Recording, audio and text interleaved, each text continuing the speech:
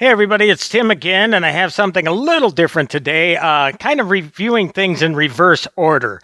Now, if you checked out my channel recently, you'll have noticed the black and white Bride of Frankenstein figure from NECA.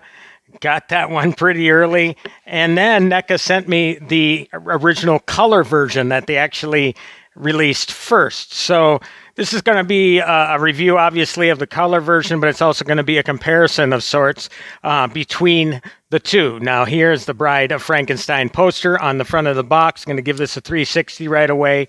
And of course, that to me is one of the most attractive things about these figures. If you like to collect things and leave them in the box, NECA produces one heck of a box for you to display them in. I mean, what can be better than the original poster art? So on the back, obviously, we have the portraits, the regular portrait, the screaming portrait, and of course, on the side here, as well as the back, the bandaged portrait, which actually has a cover for the eyes, which I think is so cool. So let's stop this here, and I'm going to give you a quick look at what this looks like inside. Elsa Lanchester, for those who didn't know this, it was actually had a reddish tint to her hair. Apparently this, and I would imagine it's a wig too, but obviously some things film better in black and white. So what I really love here is how NECA pays attention to the screen authenticity of the color version. I mean, this is what the bride, if we had seen her in color, actually would have looked like. Now, I swear practically every Bride of Frankenstein figure that I have purchased to this day has had the bride with black hair. Just for example, I'll show you real quick. Now, she has green skin too, but look at this Mego version. They just naturally go with the black hair and the green face. I mean, so this is more or less a color version of this character. But again, everybody had the general assumption that it was just black hair, and that certainly wasn't the case at all. So what I'm going to do is pop this one out of the package so you can get a better look at it. Again, this is the Bride of Frankenstein figure from NECA. Again, big thanks to NECA for sending this sample to me so I can review it for you. Okay, I'm back with NECA's version of the Bride of Frankenstein. I should say the color version of the Bride of Frankenstein. Of course, this one was on store shelves first, and the black and white version came shortly thereafter. Again, I've already reviewed the black and white version, but I have it out here for comparison's sakes. And let's start with a 360 look at this figure. As you can see, it has the wrappings around each of the wrists. And it's not quite centered there on the stand, but as you can see, it has the gown tied in the back. And obviously, the biggest difference is the color of the hair. Again, this is if we were on the set of The Bride of Frankenstein taking a color photo, this is what her hair or wig for Elsa Lanchester actually looks like. So, it's basically the same figure, same mold. But again, when you paint this thing in black and white, it's going to obviously look a lot different, even though the molds are exactly the same. Now, like the other one, I actually thought this was a mistake, but I guess for some reason, again, I thought, well, is this a production error? There's no peg holes in the bottom. You figure, how is the Bride of Frankenstein going to stand? As it turns out, she stands pretty well on her own. As you can see with this one, no peg holes. Okay, really strange. I don't know why they did that.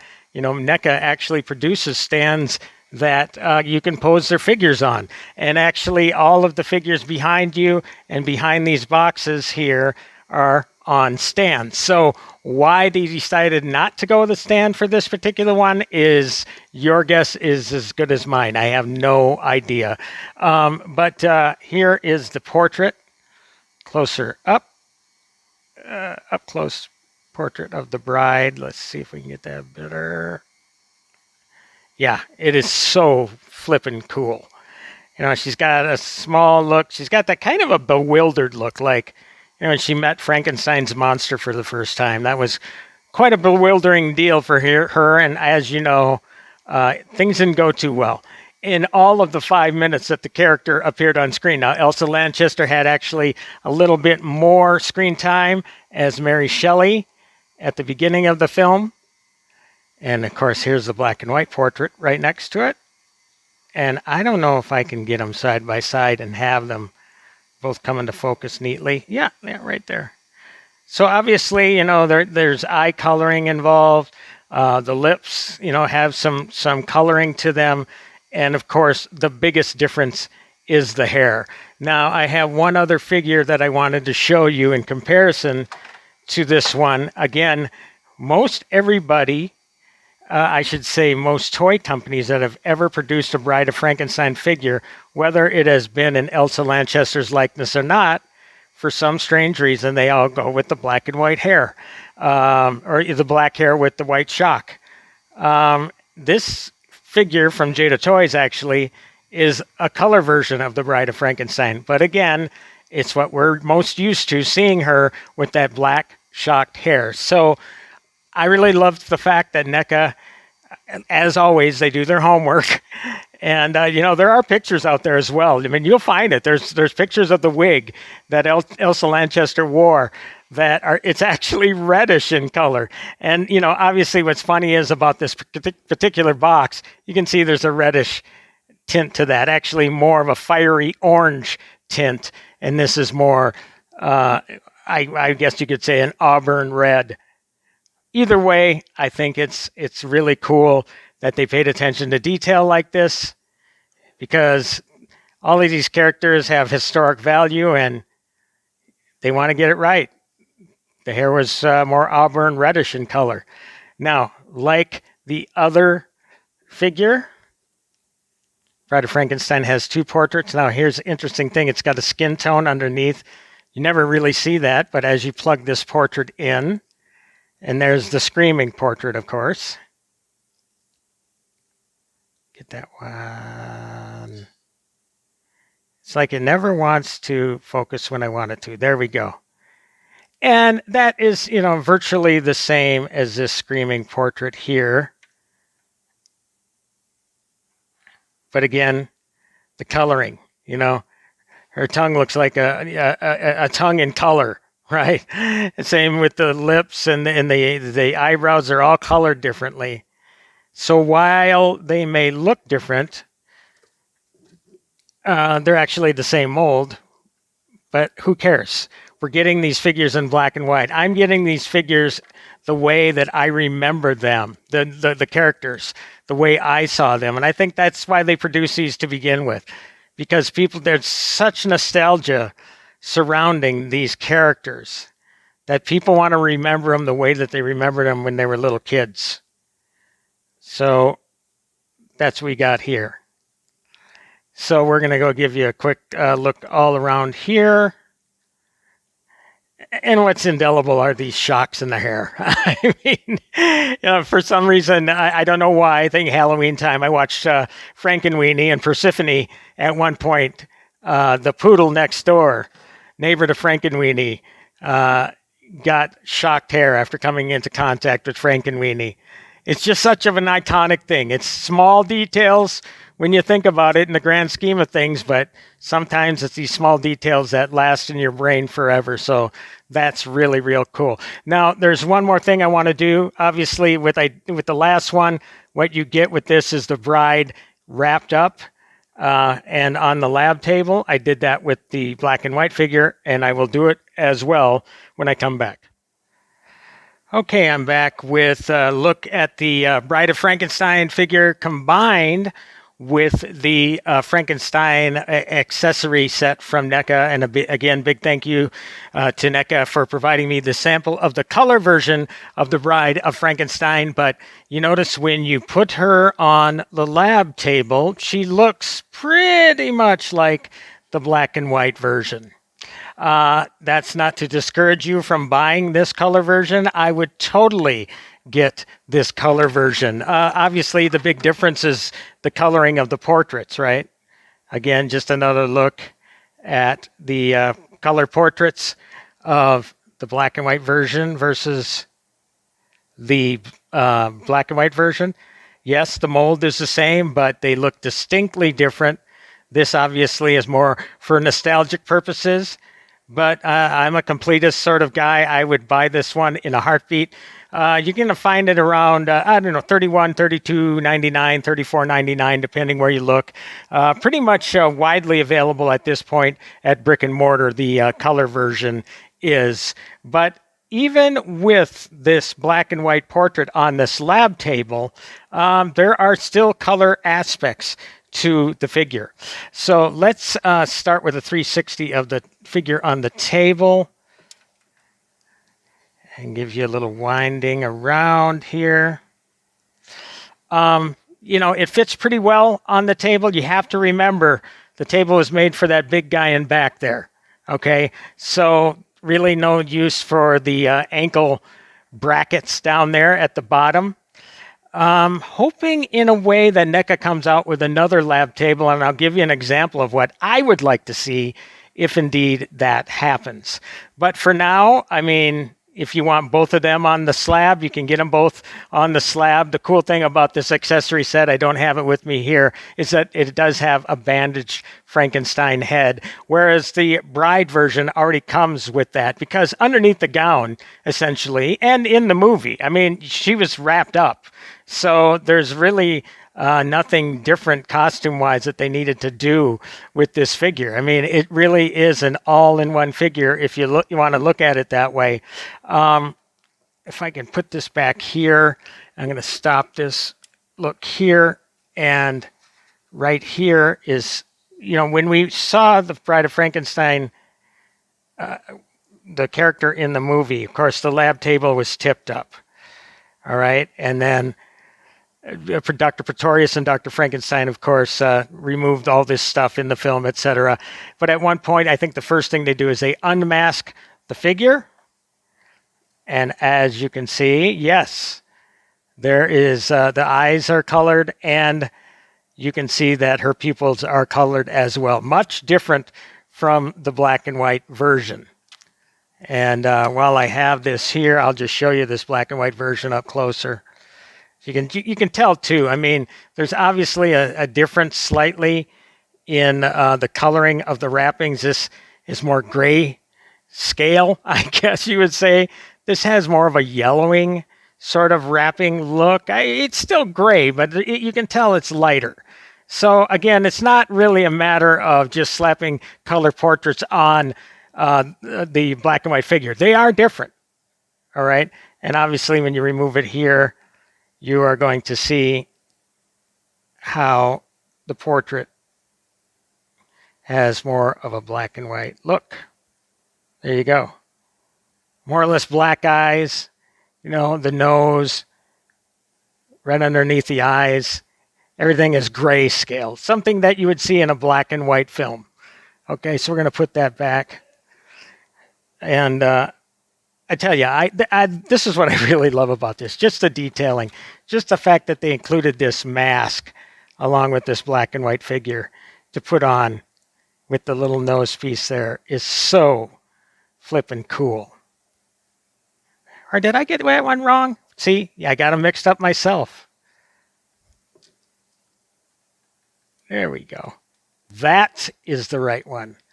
Right there, you can see the coloring matches up. So there was a good example right there of how there is a slightly different look in the grays. Now that looks like the portrait is popping off. Let me just pop the portrait off of there again, just to give you a look at both of these in comparison and show you again that there are indeed differences.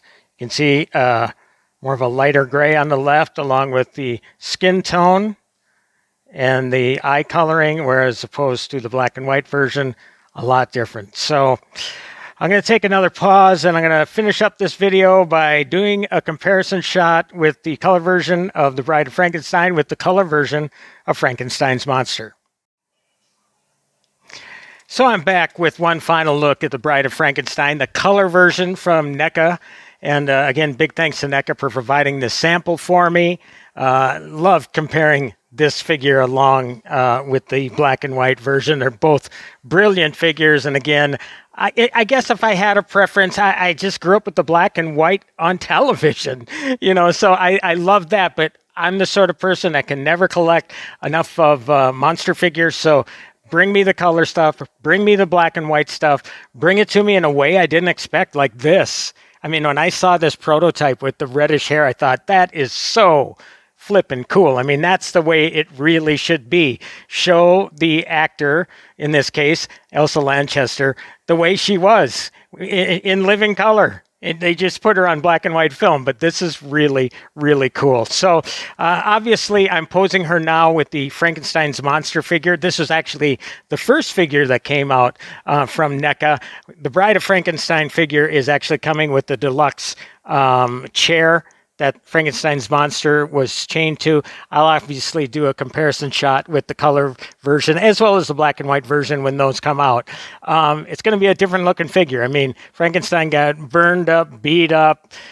It's going to look a lot different. And we've seen prototype pictures out there already, as well as pictures from New York Toy Fair. So the obvious difference here is that this figure is about 8 inches tall, and this one, it comes in a little bit more than 7 inches tall, and that's about right. I mean, she got the bouffant hair, so it comes in a little more than 7 inches, but these are 7-inch scale figures. The key word here is scale.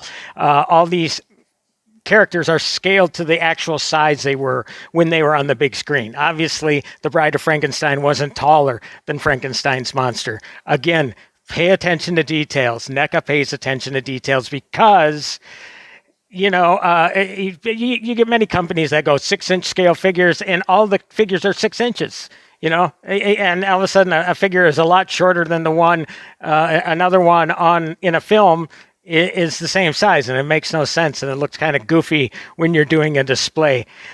So yeah, I love that again, they pay attention to that detail. Now, I alluded to something that I'd like to see for a potential Bride of Frankenstein accessory set coming out. Now, what you see here is an actual table from Jada Toys that came with this Frankenstein's monster figure. This was a deluxe release from them. This is a black and white version. They never released a black and white version of the Bride, but what's cool here is that you can take this color version of the Bride and you can see the table tips forward. Now, there was no reason for NECA to tilt this original table, Frankenstein's table, forward when you first came out with it, because that didn't happen in the movie. Okay, this is much more a dynamic lab table that they used in The Bride of Frankenstein. So let's hope that they come out with the 7-inch scale table for The Bride of Frankenstein to go on that actually tips forward.